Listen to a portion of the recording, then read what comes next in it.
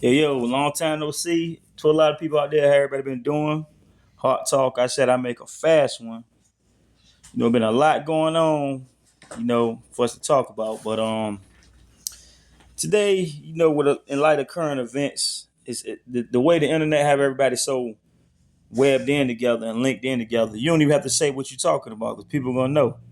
But in light of a lot of political events, and it's always around race.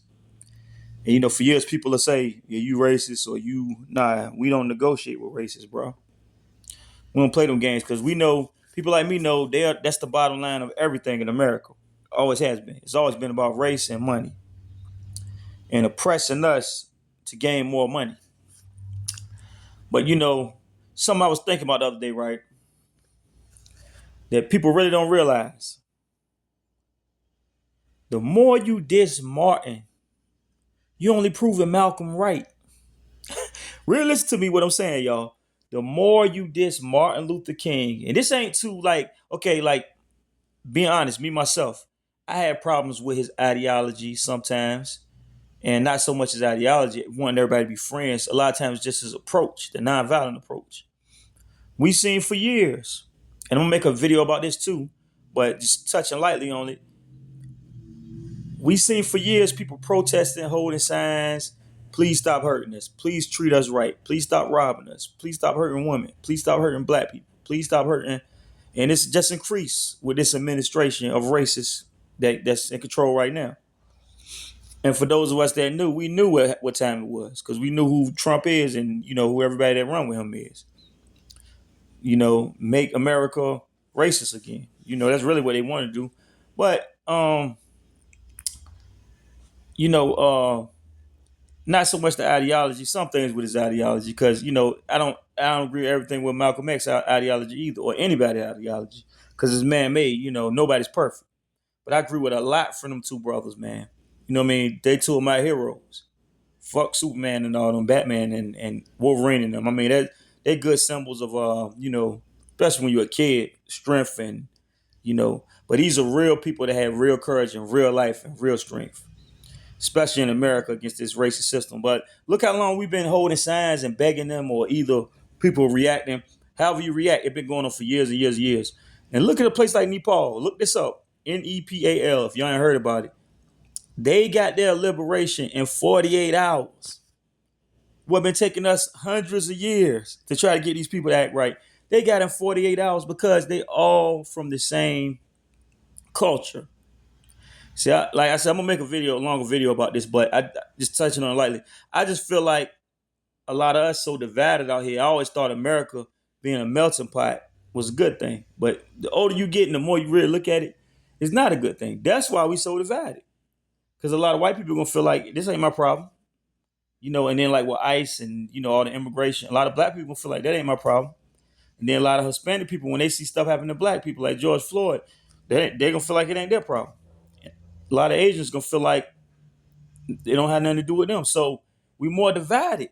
We're not gonna stand together. Places like Nepal, bro, they overthrew the crooked government that was stealing money just like ours is. That was treating people bad, taking away their health care, doing all that, being greedy, stealing millions from them.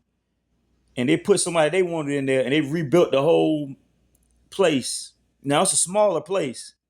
But I just think, I done seen that in China before, areas of China. When the police killed a kid, the whole town flipped out. They ain't going for that.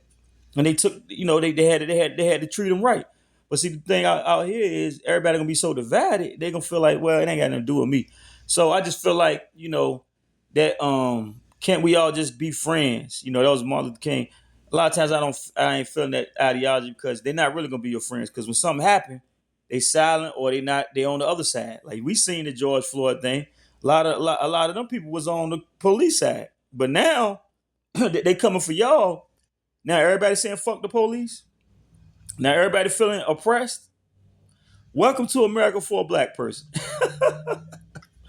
But like I said, not really Malcolm ideology because he had a dream, and I think it's a beautiful dream to want everybody. But to stand there in front of tanks, to stand there in front of bombs, to stand there and let dogs bite you and get sprayed by water hoses, and look, not discrediting his work because he stood on what he stood for. But look, 60 years later, they still doing whatever they want to do. They still racist. They still appealing all the stuff they fought for, bro. But this is my point, though. A lot of us feel more like Malcolm. You know, they feel like, hey, man, all that talking ain't gonna do nothing. But the thing is this, though. Don't y'all realize, this is my central point. Don't y'all realize that dissing Martin is the guy that wanted to do it the right way, the nice way, the polite way. Wear a suit, speak properly, college educated. You know what I mean? Got his own education. Unlike a lot of people they boosting up. That's neither here nor there. Got his education. Know what he talking about. Not disrespectful. You know, Malcolm X said, fuck them motherfuckers. And I agree with him a lot on a lot of things. But don't you realize when you diss the good guy and you show us that the good guy ain't good enough, a lot of us can feel like, well, why the fuck should I be a good guy for? Don't you realize that you dissing the good man, Martin Luther King, the brother that tried to color inside the lines?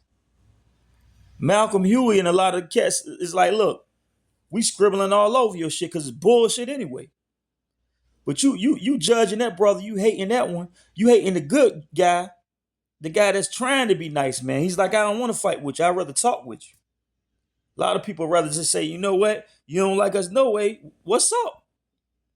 But this brother tried to say, hey, it's a peaceful way we can go about this with these evil people.